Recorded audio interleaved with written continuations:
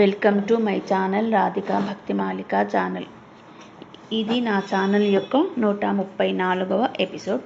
ఇందులో ముందుగా విష్ణు సహస్రనామ స్తోత్రం నుండి 20వ శ్లోకం ఉంటుంది మరియు అందులో ఉన్న నామాలు ఉంటాయి. మరియు ఒక యోగి ఆత్మకథ నుండి 41వ అధ్యాయం ఉంటుంది. మరియు నేను ఒక చిన్న క్లిప్ చూపిస్తాను. ఆ క్లిప్ లింక్ కూడా కామెంట్ బాక్స్లో ఉంటుంది, తప్పకుండా వినండి. లక్ష్మీదేవి గురించి. లక్ష్మీదేవి 6 రూపాలతో అవతరించిందన్న విషయం గురించి ఉంది.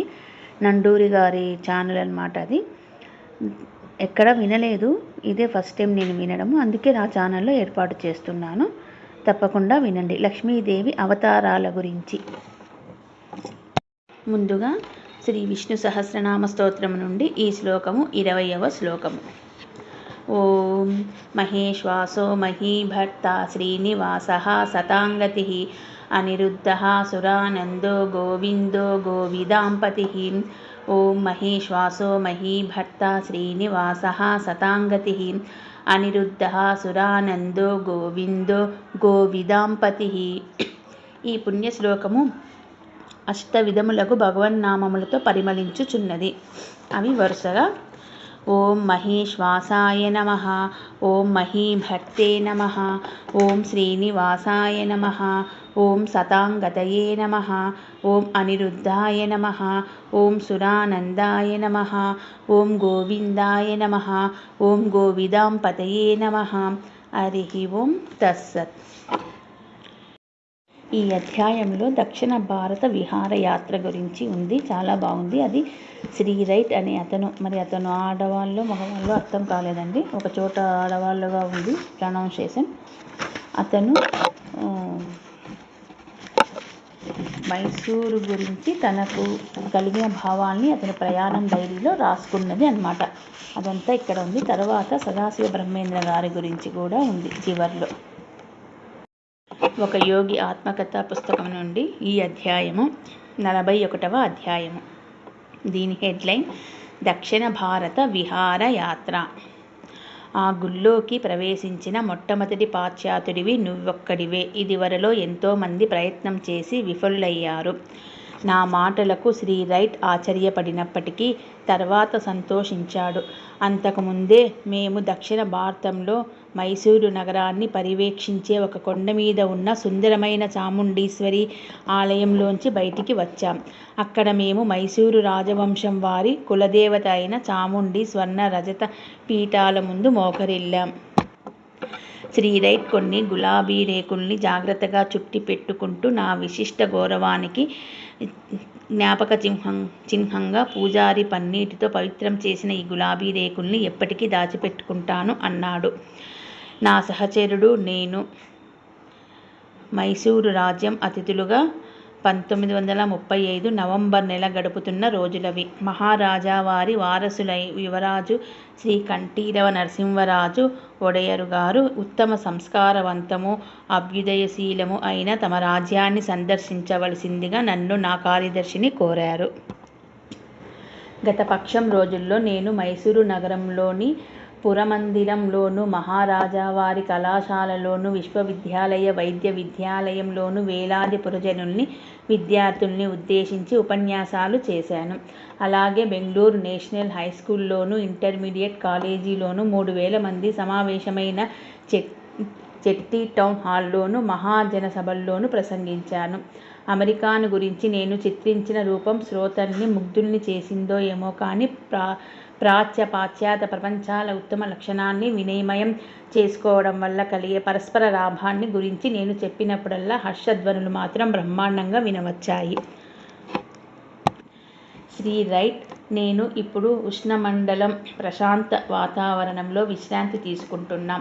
మైసూరు గురించి తనకు కలిగిన భావాల్ని అతను ప్రయాణం డైరీలో ఇలా రాసుకున్నాడు. ఇక్కడ శ్రీ రైట్ అంటే అతడు యోగానంద గారితో ఒక అతను అన్నమాట. అతని పేరు శ్రీ రైట్. అతనితో కలిసిన అనుభవాలు చెప్తున్నాడు. ఎప్పటికప్పుడు మార్పు చెందుతూ ఆకాశంలో అడ్డంగా విస్తరించుకొని ఉండి దేవుడి చిత్రరచనకు ఆధారమైన కేన్వాస్ వైపు మైమరిచి చూస్తూ ఆనందోన్మత్తులమై అనేక క్షణాలు అలాగే ఉండిపోయాం. దానికి కారణం ఆయన స్పర్శ ఒక్కటే జీవిత నవ్యతతో స్పందించే వన్నెల్ని సృష్టించగలగడం. మానవుడు కేవలం రంజక పదార్థాలతో ఆయన్ని అనుకరించడానికి ప్రయత్నించినప్పుడు ఆ వన్నెల పర్వం నశించిపోతుంది. ఎంచేతంటే ఈశ్వరుడు తైలవర్ణాల్ని కానీ రంజక పదార్థాల్ని కానీ ఉపయోగించకుండా వాటికన్నా సులభంగానూ ప్రభావోత్పత్తంగానూ ఉండే కేవలం కాంతి కిరణాలనే సాధనాన్ని వాడడానికి పూనుకుంటాడు. ఇక్కడ ఒకసారి వెలుతురు చిమ్ముతాడు, అది ఎరుపును ప్రతిఫలిస్తుంది, మళ్ళీ కుంచె విదిలిస్తాడు, క్రమంగా నారింజ బంగారు వన్నెల కలగొలుపులోకి దిగుతుంది. ఆ తర్వాత ఆయన నీటి వంకాయ వన్నె బరిసెతో మబ్బుల్ని తూట్లు పొడుస్తాడు. గాయం నుండి ఓడే నెత్తురులా ఎర్రటి వలయం ఒకటి ఏర్పడుతుంది. ప్రకృతి గురించి చెప్తున్నాడండి అంతయ్య. ఈ విధంగా ఆయన రాత్రి పొద్దున ఒకే విధంగా క్రీడిస్తూ ఉంటాడు. ఎప్పటికీ మారిపోతూ, ఎప్పటికీ కొత్తగా, ఎప్పటికీ తాజాగానే ఉంటాయవి. వాటికి నకళ్ళు లేవు, నమూనాలు లేవు. అచ్చంగా అవే వన్నెలు ఉండడం అంతకన్నా లేదు.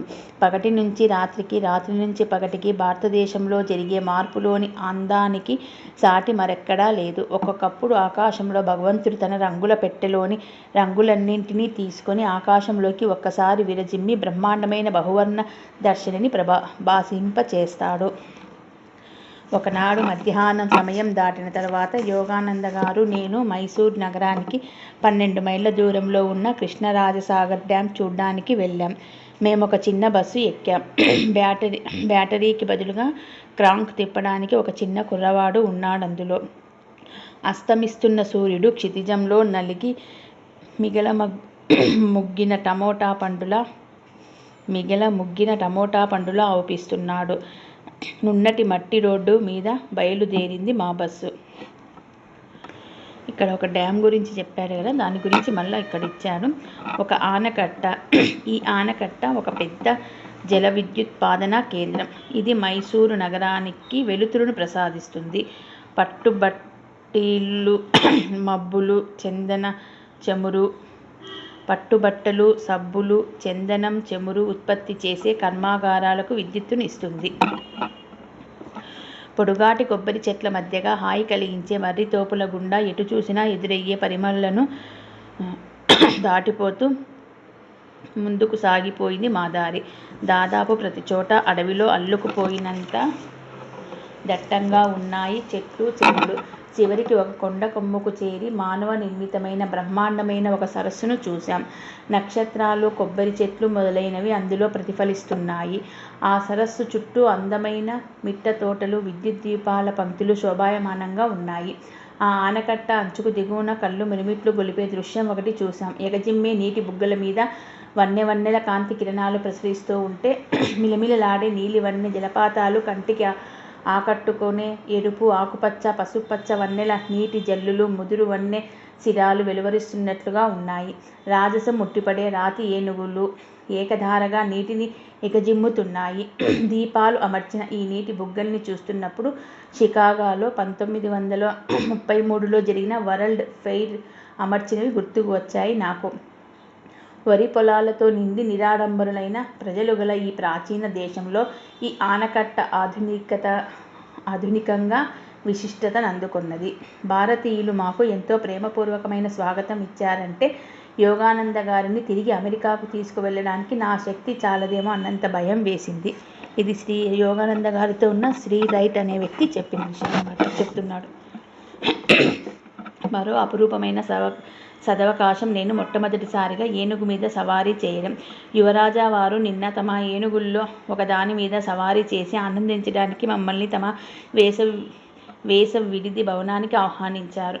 భారీ పరిమాణం గల ఏనుగు మీద పట్టుపరుపులతో ఒక పెట్టె మాదిరిగా అమర్చి ఉన్న హౌదా మీదికి నేను ఒక నిచ్చెన మించి ఎక్కాను.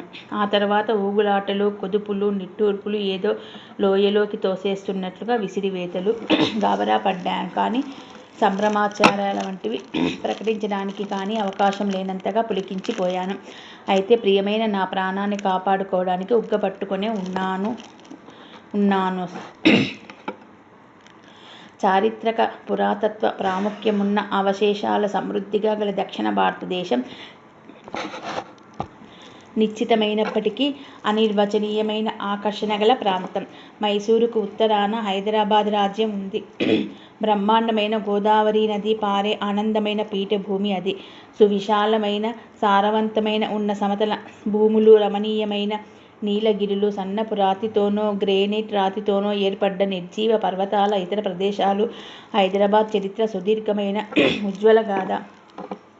అది 3000 ఏళ్ల కిందట ఆంధ్ర రాజుల ఏలుబడితో మొదలయ్యి క్రీస్తు శకం 1294 ఆ ప్రాంతం ముస్లిం నవాబుల వంశానుగత పాలనలోకి పోయే వరకు హిందూ రాజవంశీయుల పాలనలోనే కొనసాగింది.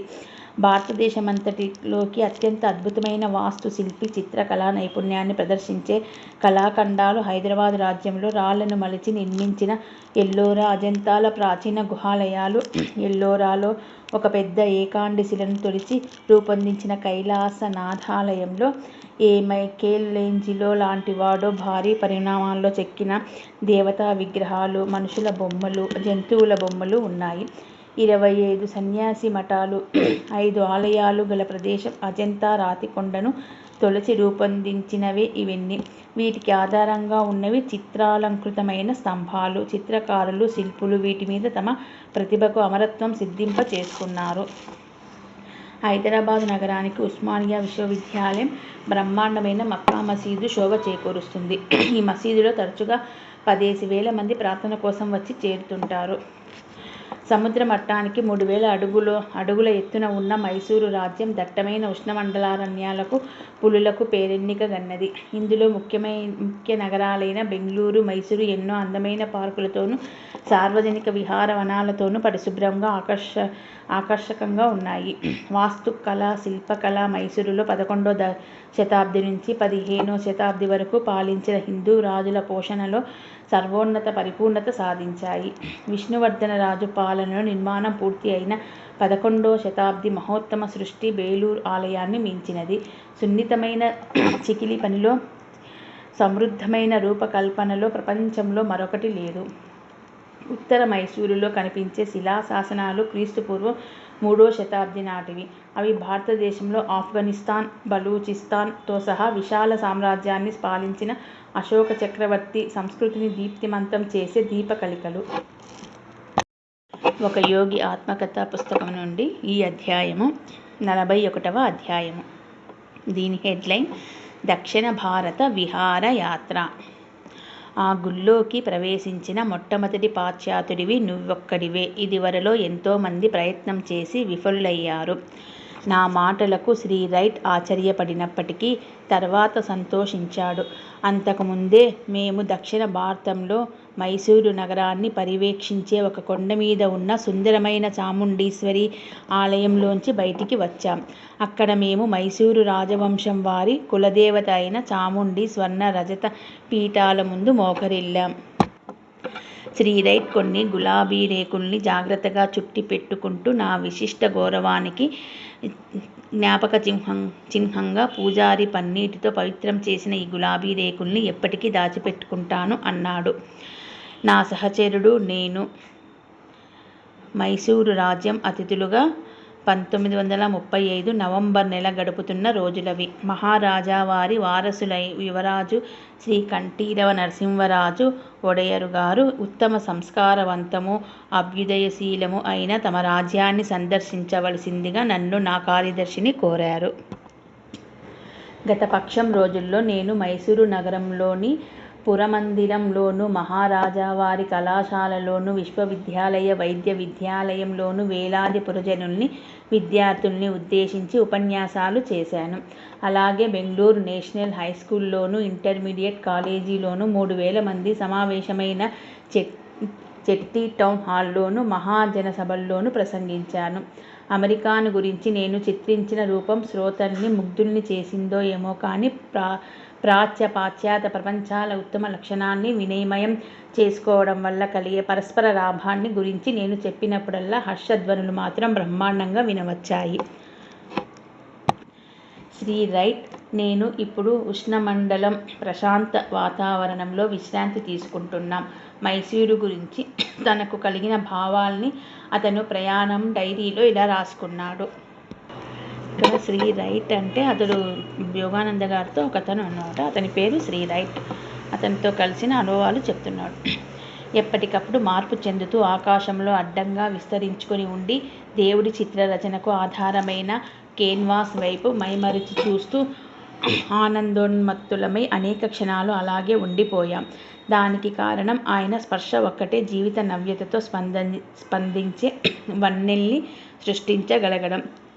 మానవుడు కేవలం రంజక పదార్థాలతో ఆయన్ని అనుకరించడానికి ప్రయత్నించినప్పుడు ఆ వన్నెల పర్వం నశించిపోతుంది. ఎంచేతంటే ఈశ్వరుడు తైలవర్ణాల్ని కానీ రంజక పదార్థాలని కానీ ఉపయోగించకుండా వాటికన్నా సులభంగానూ ప్రభావోత్పత్తంగానూ ఉండే కేవలం కాంతి కిరణాలనే సాధనాన్ని వాడడానికి పూనుకుంటాడు.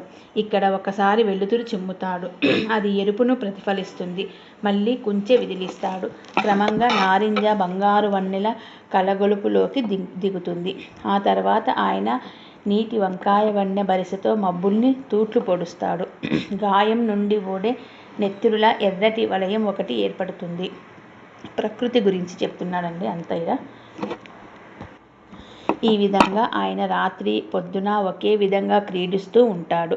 ఎప్పటికీ మారిపోతూ, ఎప్పటికీ కొత్తగా, ఎప్పటికీ తాజాగానే ఉంటాయవి. వాటికి నకళ్ళు లేవు, నమూనాలు లేవు. అచ్చంగా అవే వన్నెలు ఉండడం అంతకన్నా లేదు. పగటి నుంచి రాత్రికి, రాత్రి నుంచి పగటికి భారతదేశంలో జరిగే మార్పులోని అందానికి సాటి మరెక్కడా లేదు. ఒక్కొక్కప్పుడు ఆకాశంలో భగవంతుడు తన రంగుల పెట్టెలోని రంగులన్నింటినీ తీసుకొని ఆకాశంలోకి ఒక్కసారి విరజిమ్మి బ్రహ్మాండమైన బహువర్ణ దర్శినిని భాసింపచేస్తాడు. ఒకనాడు మధ్యాహ్నం సమయం దాటిన తర్వాత యోగానంద గారు, నేను మైసూర్ నగరానికి 12 మైళ్ళ దూరంలో ఉన్న కృష్ణరాజసాగర్ డ్యాం చూడ్డానికి వెళ్ళాం. మేమొక చిన్న బస్సు ఎక్కాం. బ్యాటరీకి బదులుగా క్రాంక్ తిప్పడానికి ఒక చిన్న కుర్రవాడు ఉన్నాడందులో. అస్తమిస్తున్న సూర్యుడు క్షితిజంలో నలిగి మిగల ముగ్గిన టమోటా పండులా అవుపిస్తున్నాడు. నున్నటి మట్టి రోడ్డు మీద బయలుదేరింది మా బస్సు. ఇక్కడ ఒక డ్యామ్ గురించి చెప్పారు కదా, దాని గురించి మళ్ళీ ఇక్కడ ఇచ్చాడు. ఒక ఆనకట్ట. ఈ ఆనకట్ట ఒక పెద్ద జల విద్యుత్పాదన కేంద్రం. ఇది మైసూరు నగరానికి వెలుతురును ప్రసాదిస్తుంది. పట్టుబట్టలు, మబ్బులు, పట్టుబట్టలు, సబ్బులు, చందనం, చమురు ఉత్పత్తి చేసే కర్మాగారాలకు విద్యుత్తును ఇస్తుంది. పొడుగాటి కొబ్బరి చెట్ల మధ్యగా హాయి కలిగించే మర్రి తోపుల గుండా ఎటు చూసినా ఎదురయ్యే పరిమళలను దాటిపోతూ ముందుకు సాగిపోయింది మా దారి. దాదాపు ప్రతి చోట అడవిలో అల్లుకుపోయినంత దట్టంగా ఉన్నాయి చెట్లు, చెట్లు. చివరికి ఒక కొండ కొమ్ముకు చేరి మానవ నిర్మితమైన బ్రహ్మాండమైన ఒక సరస్సును చూశాం. నక్షత్రాలు, కొబ్బరి చెట్లు మొదలైనవి అందులో ప్రతిఫలిస్తున్నాయి. ఆ సరస్సు చుట్టూ అందమైన మిట్ట తోటలు, విద్యుత్ దీపాల పంక్తులు శోభాయమానంగా ఉన్నాయి. ఆ ఆనకట్ట అంచుకు దిగువన కళ్ళు మిరుమిట్లు గొలిపే దృశ్యం ఒకటి చూశాం. ఎగజిమ్మే నీటి బుగ్గల మీద వన్నెల కాంతి కిరణాలు ప్రసరిస్తూ ఉంటే మిలమిలలాడే నీలివన్నె జలపాతాలు కంటికి ఆకట్టుకునే ఎరుపు, ఆకుపచ్చ, పసుపచ్చ వన్నెల నీటి జల్లులు ముదురు వన్నె సిరాలు వెలువరిస్తున్నట్లుగా ఉన్నాయి. రాజసం ముట్టిపడే రాతి ఏనుగులు ఏకధారగా నీటిని ఎగజిమ్ముతున్నాయి. దీపాలు అమర్చిన ఈ నీటి బుగ్గల్ని చూస్తున్నప్పుడు షికాగోలో 1933లో జరిగిన వరల్డ్ ఫెయిర్ అమర్చినవి గుర్తుకు వచ్చాయి నాకు.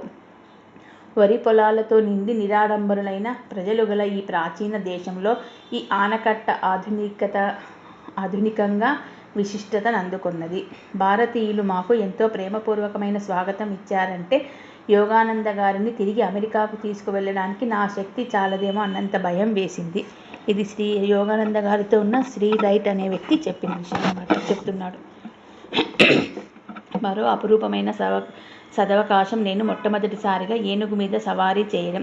యువరాజా వారు నిన్న తమ ఏనుగుల్లో ఒకదాని మీద సవారీ చేసి ఆనందించడానికి మమ్మల్ని తమ వేసవి విడిది భవనానికి ఆహ్వానించారు. భారీ పరిమాణం గల ఏనుగు మీద పట్టుపరుపులతో ఒక పెట్టె మాదిరిగా అమర్చి ఉన్న హౌదా మీదికి నేను ఒక నిచ్చెన మించి ఎక్కాను. ఆ తర్వాత ఊగులాటలు, కుదుపులు, నిట్టూర్పులు, ఏదో లోయలోకి తోసేస్తున్నట్లుగా విసిరివేతలు. గాబరా పడ్డాను కానీ సంభ్రమాచారాల వంటివి ప్రకటించడానికి కానీ అవకాశం లేనంతగా పులికించిపోయాను. అయితే ప్రియమైన నా ప్రాణాన్ని కాపాడుకోవడానికి ఉగ్గపట్టుకునే ఉన్నాను. చారిత్రక పురాతత్వ ప్రాముఖ్యమున్న అవశేషాల సమృద్ధిగా గల దక్షిణ భారతదేశం నిశ్చితమైనప్పటికీ అనిర్వచనీయమైన ఆకర్షణ గల ప్రాంతం. మైసూరుకు ఉత్తరాన హైదరాబాద్ రాజ్యం ఉంది. బ్రహ్మాండమైన గోదావరి నది పారే ఆనందమైన పీఠభూమి అది. సువిశాలమైన, సారవంతమైన ఉన్న సమతల భూములు, రమణీయమైన నీలగిరులు, సన్నపు రాతితోనో గ్రేనైట్ రాతితోనో ఏర్పడ్డ నిర్జీవ పర్వతాల ఇతర ప్రదేశాలు. హైదరాబాద్ చరిత్ర సుదీర్ఘమైన ఉజ్వల గాథ. అది 3000 ఏళ్ల కిందట ఆంధ్ర రాజుల ఏలుబడితో మొదలయ్యి క్రీస్తుశకం 1294 ఆ ప్రాంతం ముస్లిం నవాబుల వంశానుగత పాలనలోకి పోయే వరకు హిందూ రాజవంశీయుల పాలనలోనే కొనసాగింది. భారతదేశమంతటిలోకి అత్యంత అద్భుతమైన వాస్తు శిల్పి, చిత్రకళా నైపుణ్యాన్ని ప్రదర్శించే కళాఖండాలు హైదరాబాద్ రాజ్యంలో రాళ్లను మలిచి నిర్మించిన ఎల్లోరా, అజంతాల ప్రాచీన గుహాలయాలు. ఎల్లోరాలో ఒక పెద్ద ఏకాండి శిలను తొలిచి రూపొందించిన కైలాసనాథాలయంలో ఏ మైకేలేంజిలో లాంటివాడో భారీ పరిమాణాల్లో చెక్కిన దేవతా విగ్రహాలు, మనుషుల బొమ్మలు, జంతువుల బొమ్మలు ఉన్నాయి. 25 సన్యాసి మఠాలు, 5 ఆలయాలు గల ప్రదేశం అజంతా రాతికొండను తొలచి రూపొందించినవే ఇవన్నీ. వీటికి ఆధారంగా ఉన్నవి చిత్రాలంకృతమైన స్తంభాలు. చిత్రకారులు, శిల్పులు వీటి మీద తమ ప్రతిభకు అమరత్వం సిద్ధింప చేసుకున్నారు. హైదరాబాదు నగరానికి ఉస్మానియా విశ్వవిద్యాలయం బ్రహ్మాండమైన మక్కా మసీదు శోభ చేకూరుస్తుంది. ఈ మసీదులో తరచుగా 10,000 మంది ప్రార్థన కోసం వచ్చి చేరుతుంటారు. సముద్ర మట్టానికి 3000 అడుగుల ఎత్తున ఉన్న మైసూరు రాజ్యం దట్టమైన ఉష్ణమండలారణ్యాలకు, పులులకు పేరెన్నికగన్నది. ఇందులో ముఖ్య నగరాలైన బెంగళూరు, మైసూరు ఎన్నో అందమైన పార్కులతోనూ, సార్వజనిక విహారవనాలతోనూ పరిశుభ్రంగా ఆకర్షకంగా ఉన్నాయి. వాస్తుకళ, శిల్పకళ మైసూరులో 11వ శతాబ్ది నుంచి 15వ శతాబ్ది వరకు పాలించిన హిందూ రాజుల పోషణలో సర్వోన్నత పరిపూర్ణత సాధించాయి. విష్ణువర్ధన రాజు పాలనలో నిర్మాణం పూర్తి అయిన 11వ శతాబ్ది మహోత్తమ సృష్టి బేలూరు ఆలయాన్ని మించినది. సున్నితమైన చికిలి పనిలో, సమృద్ధమైన రూపకల్పనలో ప్రపంచంలో మరొకటి లేదు. ఉత్తర మైసూరులో కనిపించే శిలాశాసనాలు క్రీస్తుపూర్వం 3వ శతాబ్ది నాటివి. అవి భారతదేశంలో ఆఫ్ఘనిస్తాన్, బలూచిస్తాన్తో సహా విశాల సామ్రాజ్యాన్ని పాలించిన అశోక చక్రవర్తి సంస్కృతిని దీప్తిమంతం చేసే దీపకళికలు. ఇక్కడ అశోక చక్రవర్తి గురించి కొంచెం ఇచ్చారు. అశోక చక్రవర్తి భారతదేశంలో వివిధ ప్రాంతాల్లో మత ధార్మిక స్తూపాలు 84,000 నిర్మించాడు. 14 శిలాశాసనాలు, 10 శిలాస్తంభాలు ఇప్పటికీ నిలిచి ఉన్నాయి. ప్రతి స్తంభము ఇంజనీరింగ్, వాస్తు శిల్పకళలకు విజయస్తంభం. ఆయన ఎన్నో జలాశయాలు, ఆనకట్టలు, పాదుదల నీటి తూములు కట్టించాడు.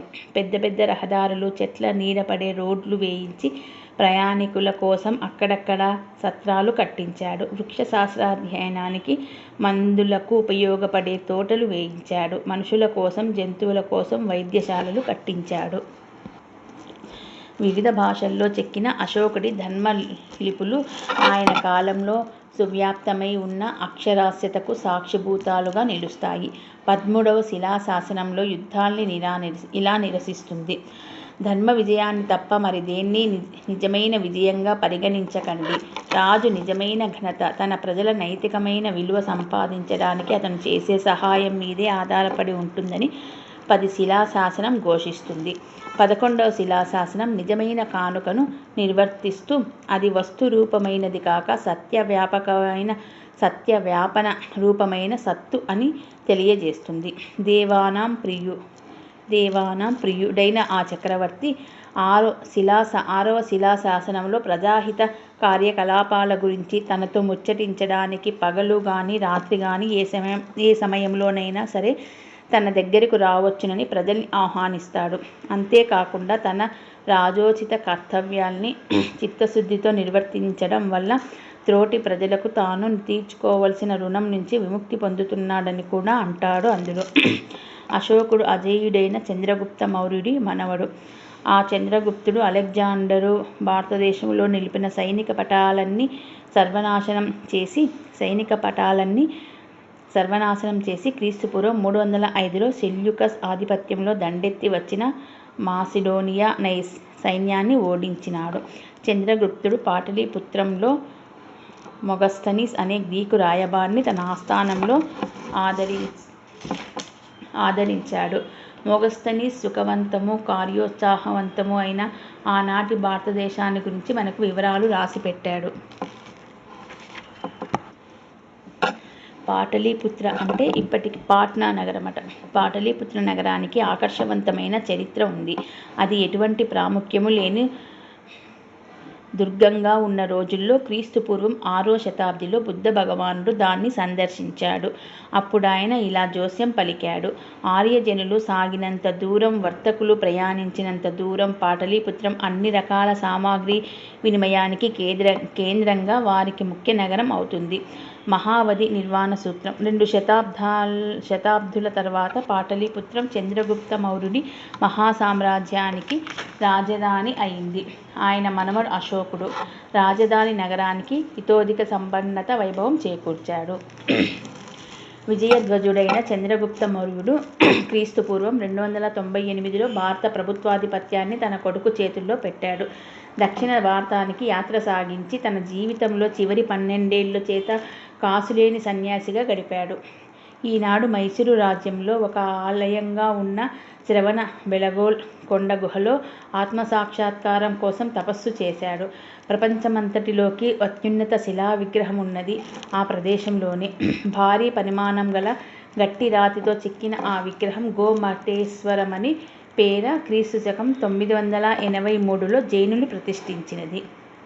అలెగ్జాండరు భారతదేశం మీదికి దండెత్తి వచ్చినప్పుడు అతని వెంబడి వచ్చిన వాళ్ళు లేదా ఆ తర్వాత వచ్చిన వాళ్ళు, గ్రీకు చారిత్రకులు తదితరులు చిన్న చిన్న వివరాలతో సహా రాసిపెట్టిన వాటిలో ఆసక్తికరమైన కథలు ఉన్నాయి.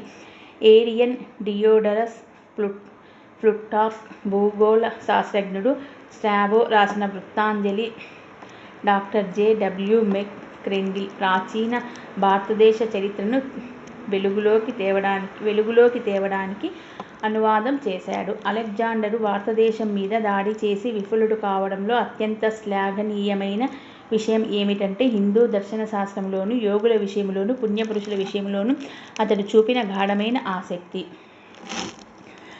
అటువంటి వాళ్ళు అప్పుడప్పుడు అతనికి తారసపడుతూ ఉండేవారు, లేదా అతడే గాఢమైన ఉత్సుకతో వాళ్ళను వెతుకుతుంటూ వెళ్ళేవాడు. ఈ మాసిడోనియా యోధుడు ఉత్తర భారతంలోని తక్షశిలకు చేరిన కొత్తలో తక్షశిలలో గొప్ప సన్యాసిగా పేరు పొందిన దండామిస్ను తీసుకురమ్మని ఒనేసిక్రిత్సో డయోజినస్ స్థాపించిన హెలినిక్ మతానుయాయిను పంపించాడు.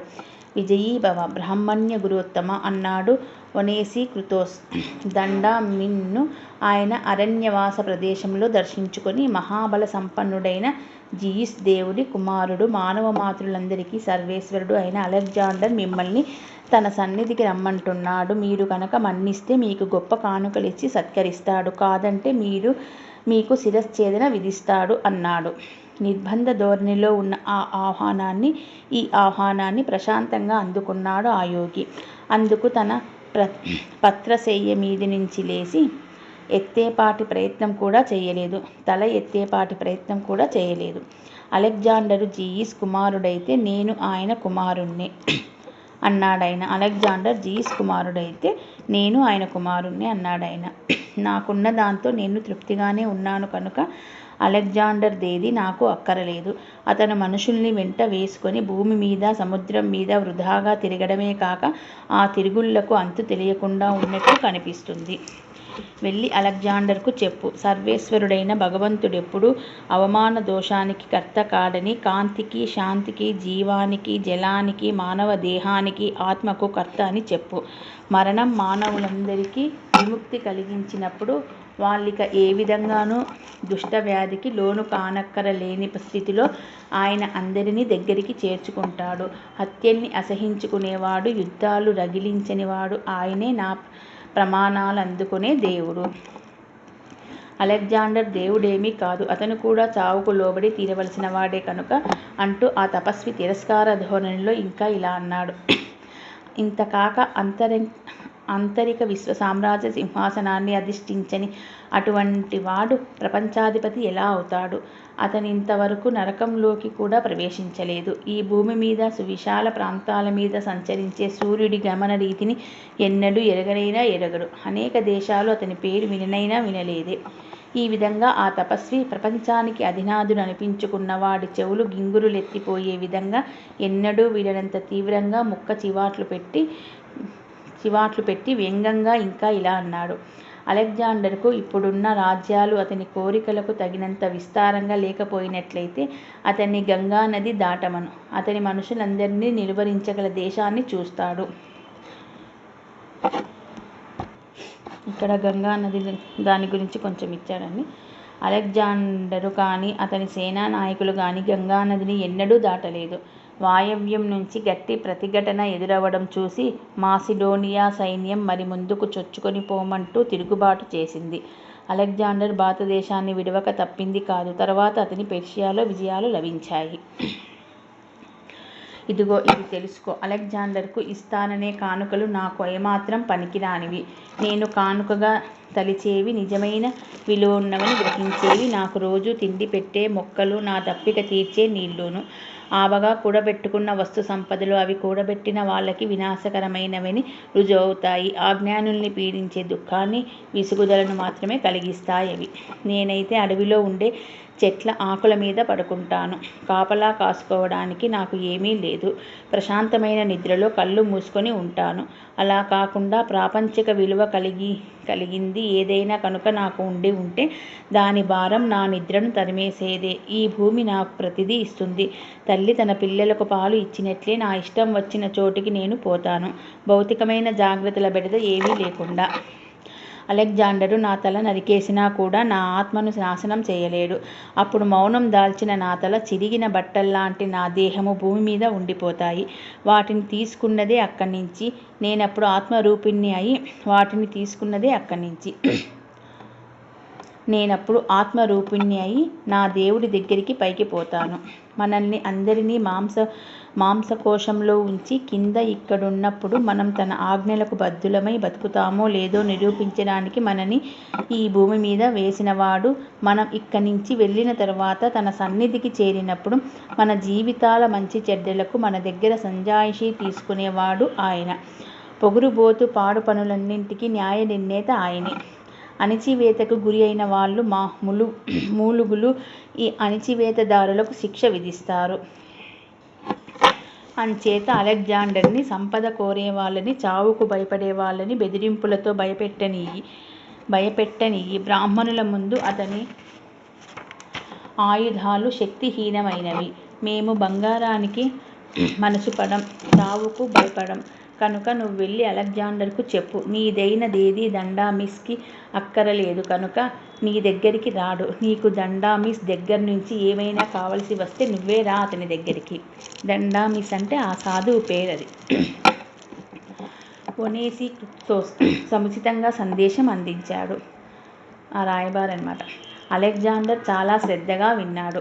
దండామిస్ ముసలివాడు, దిగంబరుడు అయినప్పటికీ కూడా ఆయన రాజ్యాన్ని జయించిన తనకు ఏకైక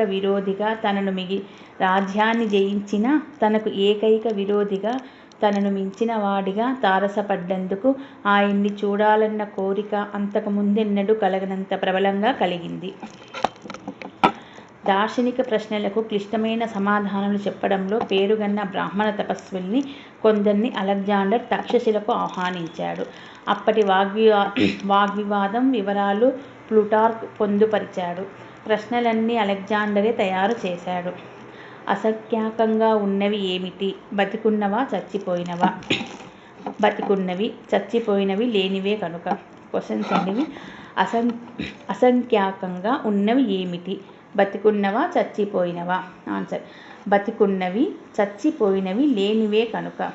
పెద్ద పెద్ద జంతువుల్ని పుట్టించేది ఏమిటి? సముద్రమా, భూమా? భూమి. సముద్రం కేవలం భూమిలో భాగమే కనుక. జంతువుల్లో అన్నిటికన్నా తెలివైంది ఏమిటి? మనిషి ఇంతవరకు పరిచయం కానిది, అజ్ఞాతమైన దానికి మనిషి భయపడతాడు.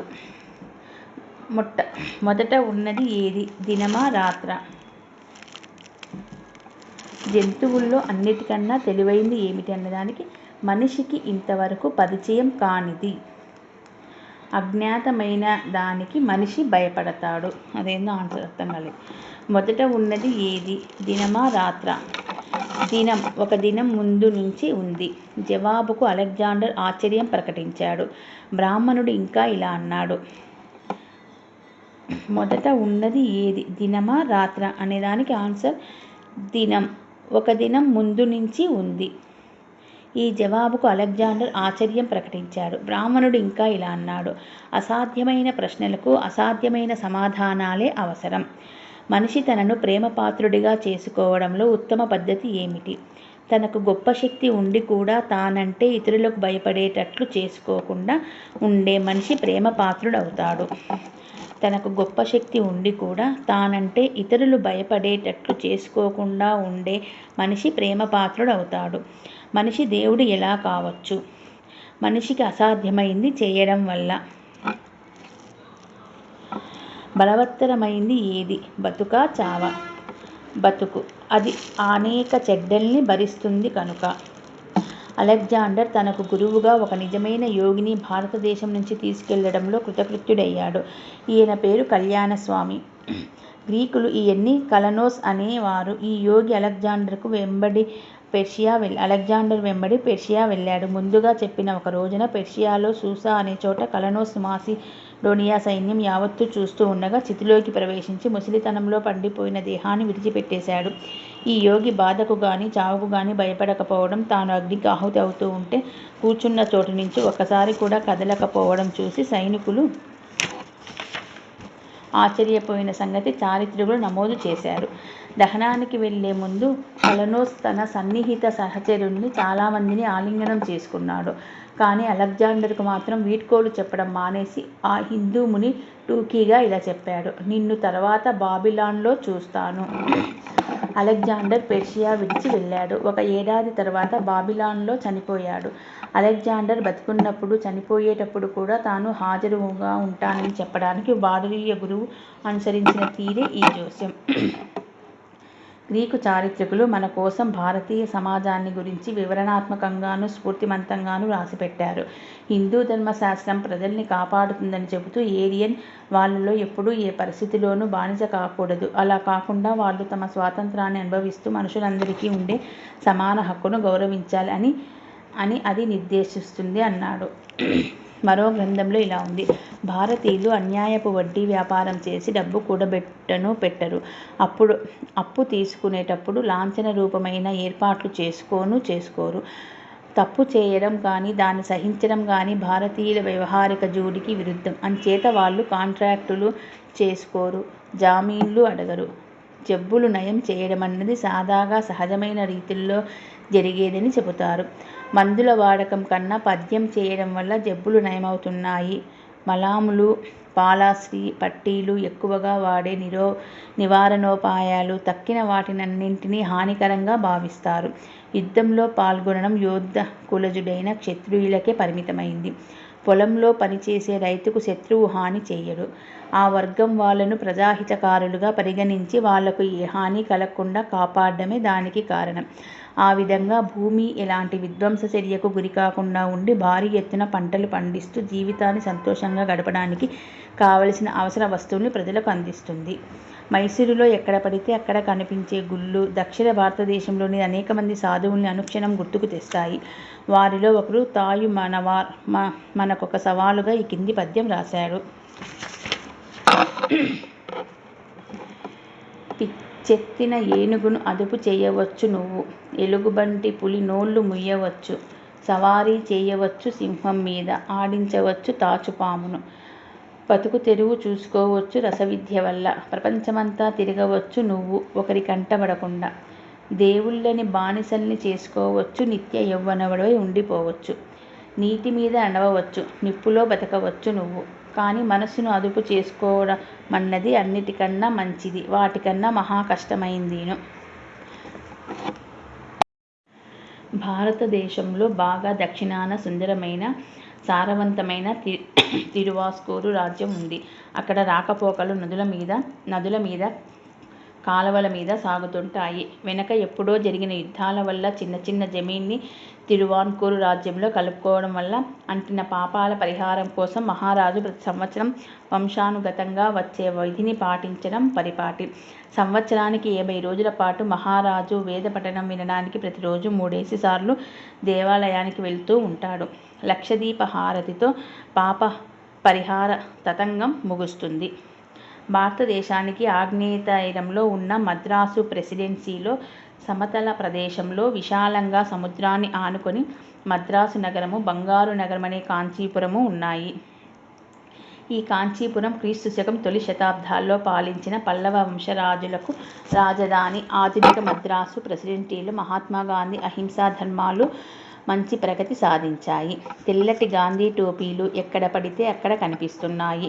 దక్షిణ ప్రాంతం మొత్తం మీద మహాత్ముడు అంటరాని వాళ్ల కోసం అనేక దేవాలయ సంస్కరణలు, కుల వ్యవస్థ సంస్కరణలు తీసుకువచ్చాడు. గొప్ప ధర్మశాస్త్రవేత్త అయిన మనువు ఏర్పరిచిన కుల వ్యవస్థ పుట్టు పూర్వోత్తరాలు మెచ్చుకోదగ్గవి. సహజ పరిణామరీత్యా మానవుల్ని 4 గొప్ప మార్గాలుగా విగడించవచ్చునని ఆయన స్పష్టంగా గమనించాడు. కాయకష్టం చేసి సమాజానికి సేవ చేసేవాళ్ళు శూద్రులు. ప్రజ్ఞతో, నేర్పుతో వ్యవసాయం, వర్తకం, వాణిజ్యం, ఉద్యోగం వంటి వాటి ద్వారా సేవ చేసేవాళ్ళు వైశ్యులు. పరిపాలన, కార్యనిర్వహణ, రక్షణ, దక్షత వంటివి గల పాలకులు యోధులు, క్షత్రియులు. చింతనాపరులు, ఆధ్యాత్మికోత్తేజం పొందిన వాళ్ళు, దాన్ని అందించేవాళ్ళు బ్రాహ్మణులు.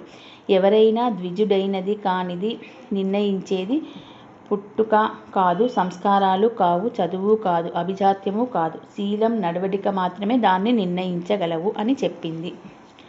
దీని గురించి ఇంకా ఇలా ఉంది, చివరిలో చదువుతాను.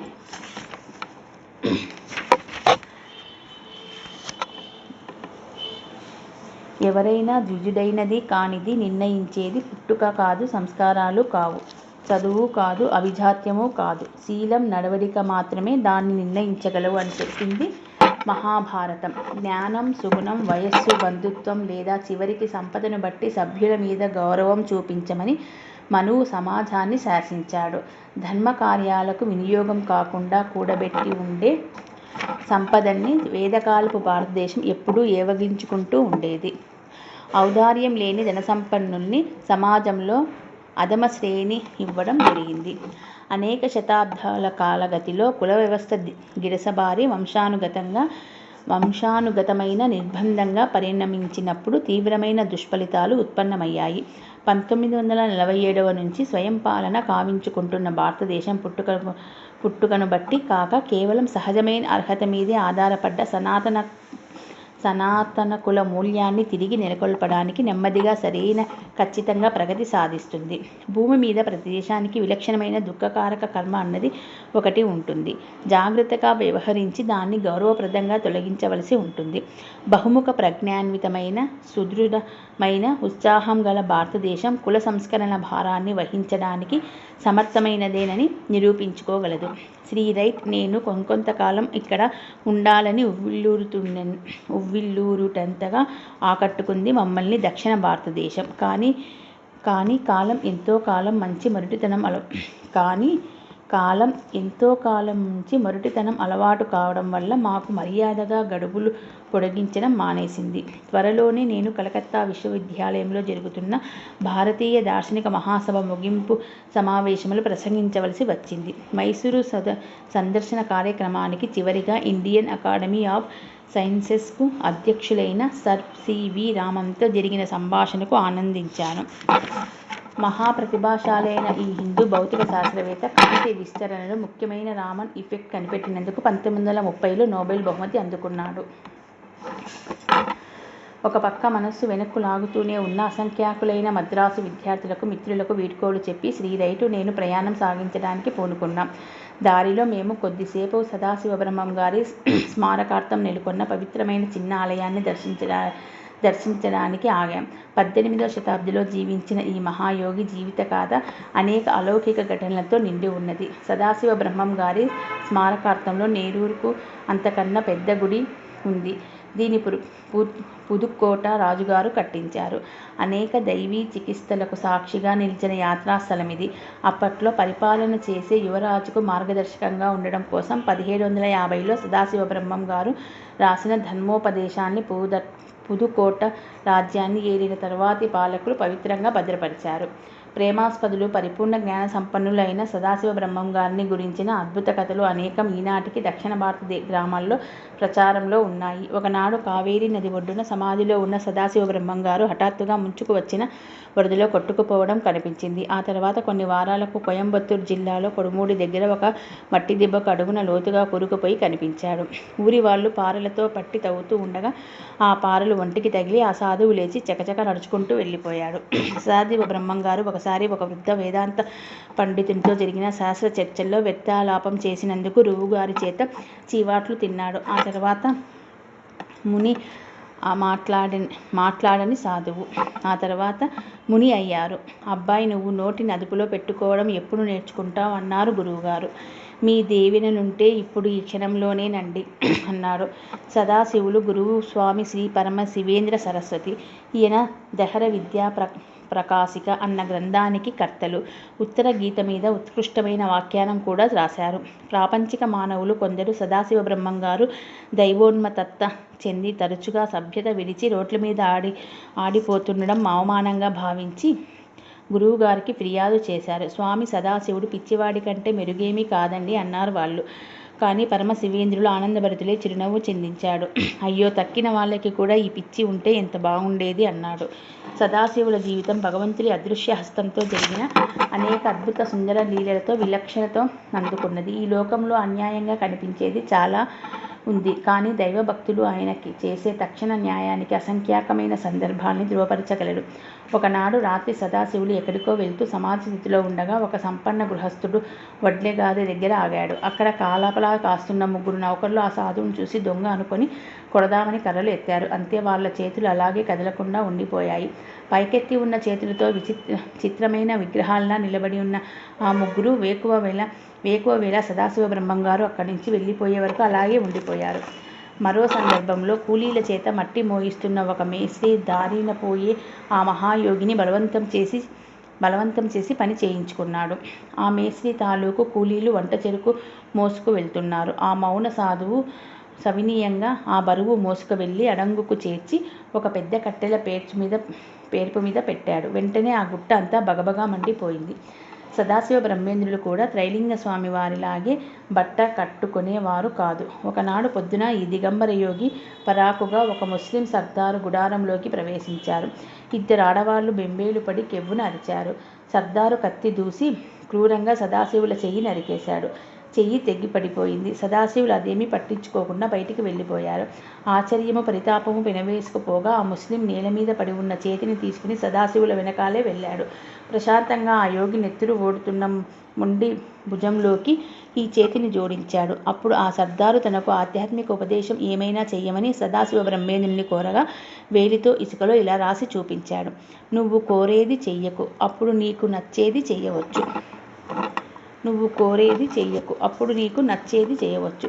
పరిశుద్ధ మనస్థితిని అందుకున్నవాడై ఆ ముస్లిం పరస్పర విరుద్ధమైన ఈ సలహా అహంకారాలన్నీ జయించడం ద్వారా ఆత్మ విముక్తి పొందడానికి దారి చూపిస్తుందన్న సంగతి అర్థం చేసుకున్నాడు.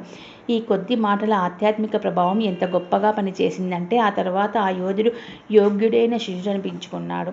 అతని పాత అలవాట్లన్నీ పటాపంచలైపోయాయి.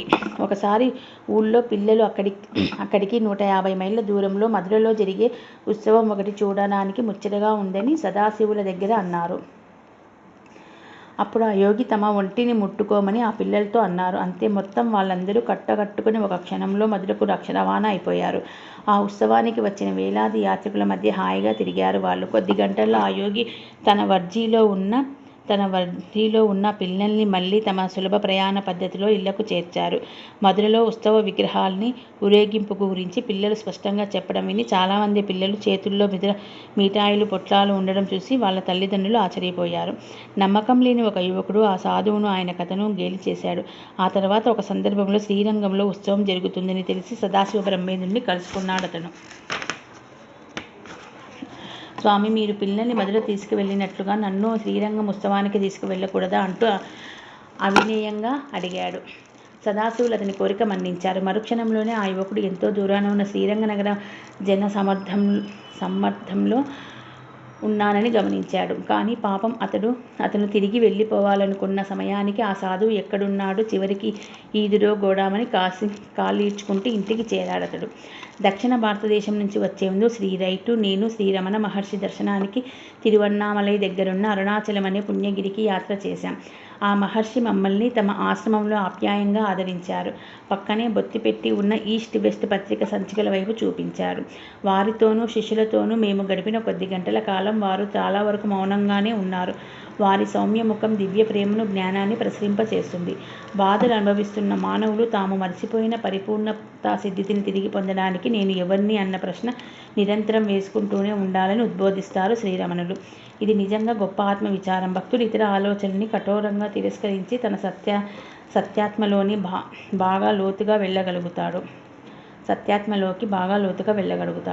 పక్కదారి పట్టించే ఇతర ఆలోచనలు, భ్రమలు ఇక ముసరడం మానేస్తాయి. ఈ దక్షిణ భారత మహర్షి ఇలా రాశాడు: ద్వంద్వాలు, త్రితయాలు దేన్నో ఒకదాన్ని పట్టుకు వేలాడతాయి. ఆధారం లేకుండా ఔపించవు అవెన్నడూ. ఆ ఆధారం కోసం వెతికితే సడలిపోతాయవి. అక్కడే ఉంది సత్యం. అది చూసిన వాడికి ఊగిసలాడడు. ఇందులో కులాల గురించిన మ్యాటర్ ఒకటి ఉందండి, చదువుతున్నా. ఈ 4 కులాలలో ఒక దాంట్లోకి చేర్చడం అన్నది మొదట్లో మనిషి పుట్టుక మీద ఆధారపడి ఉండేది కాదు. అంతకుముందు చదివాను కదా కులాల గురించి, దానికి కంటిన్యూ అనమాట.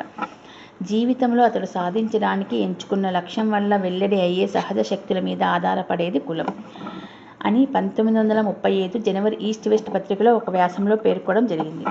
ఈ లక్ష్యం ఈ కింది వాటిలో ఏదైనా కావచ్చు. కామం, కోరిక, ఇంద్రియాలే తాననుకొని గడిపే జీవితం శూద్రదశ.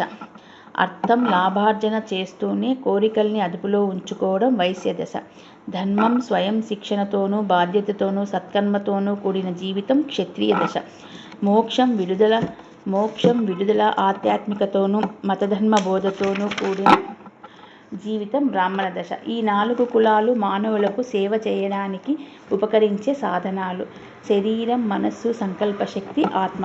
ఈ 4 కులాలు మానవులకు సేవ చేయడానికి ఉపకరించే సాధనాలు ఇవి: శరీరం, మనస్సు, సంకల్పశక్తి, ఆత్మ. ఈ 4 దశలకు శాశ్వత గుణాల్లో లేదా ప్రకృతి గుణాల్లో సౌమ్యం ఉంది. ఈ గుణాలు ఏవంటే తపస్సు, రజస్సు, సత్వం, అవరోధం, క్రియాశీలత, విస్తరణ లేదా ద్రవ్యరాశి, శక్తి, జ్ఞానం. ఆ 4 సహజ కులాలు గుణాల్ని బట్టి ఈ విధంగా సూచితమవుతాయి. తపస్సు, రజస్సు, అజ్ఞానం, క్రియాశీలత కలుగవు. రజస్సు, సత్వం, సత్కర్మ, జ్ఞానం కలగలుపు. సత్వం, జ్ఞానం. ఈ విధంగా ప్రకృతి ప్రతి మనిషిలోనూ ఉన్న ఒక గుణానికి 2 గుణాలు కలగలుపుకు కానీ ఉన్న ప్రాబల్యాన్ని బట్టి అతనికి ఒక కులాన్ని నిర్దేశిస్తుంది. సహజంగా ప్రతి మనిషిలోనూ ఈ 3 గుణాలు వివిధ నిష్పత్తుల్లో ఉంటూనే ఉంటాయి. ఒక మనిషి కులాన్ని లేదా క్రమోన్నతను, పరిణామ హోదాను గురువు సరిగా నిర్ధారణ చేయగలుగుతాడు. ఇక్కడ కొంచెం తప్పు చదివానండి. ఆ 4 సహజ కులాలు గుణాల్ని బట్టి ఈ విధంగా సూచితమవుతాయి. తమస్సు అంటే అజ్ఞానం. తమస్సు, రజస్సు అంటే అజ్ఞానం, క్రియాశీలత కలగలుపు. రజస్సు, సత్వం అంటే సత్కర్మ, జ్ఞానం కలగలుపు. సత్వం అంటే జ్ఞానం. ఈ విధంగా ప్రకృతి ప్రతి మనిషిలోనూ ఉన్న ఒక గుణానికి గానీ 2 గుణాల కలగలుపుకు గానీ ఉన్న ప్రాబల్యాన్ని బట్టి అతనికి ఒక కులాన్ని నిర్దేశిస్తుంది. సహజంగా ప్రతి మనిషిలోనూ ఈ 3 గుణాలు వివిధ నిష్పత్తుల్లో ఉంటూనే ఉంటాయి. ఒక మనిషి కులాన్ని లేదా క్రమోన్నత పరిణామ హోదాను గురువు సరిగా నిర్ధారణ చేయగలుగుతాడు. అన్ని జాతులు, అన్ని దేశాలు సిద్ధాంతపరంగా కాకపోయినా ఆచరణలోనైనా కుల వ్యవస్థ లక్షణాలన్నీ కొంతవరకు పాటిస్తూనే ఉంటాయి. స్వేచ్ఛ అనే గొప్ప లైసెన్సు ఉన్న చోట, ముఖ్యంగా సహజ కులాల్లో విపరీత శ్రేణుల మధ్య జరిగే అంతర్వివాహాల్లో క్రమక్రమంగా జాతి క్షీణించిపోతూ చివరికి నశిస్తుంది. పురాణ సంహితలో అటువంటి సంగమాల వల్ల కలిగిన సంతానాన్ని కంచెర గాడిద వంటి గొడ్డుబోతు సంకరజాతి పశువుతో పోల్చడం జరిగింది. కంచెర గాడిద సంతానాన్ని కనలేదు. చివరికి కృత్రిమ జాతులు అంతరించి పోతాయి. ఎన్నో గొప్ప గొప్ప జాతులు నామరూపాలు లేకుండా నశించిపోయిన సంగతి చరిత్రలో అనేక ప్రమాణాల వల్ల రుజువైంది. ప్రాచీనమైన ఇతర జాతులు అనేకం సంపూర్ణంగా అదృశ్యమైపోగా, జాతి స్వచ్ఛతను కాపాడి అనేక వేల రకాల పరిస్థితుల్లో దాని మనుగడకు సురక్షితంగా సాగనిస్తూ విశృంఖలతను అదుపులో పెట్టే మహామేధావుల్ని సృష్టించిన ప్రతిష్ఠ భారతదేశ కుల వ్యవస్థకు మాత్రమే దక్కింది.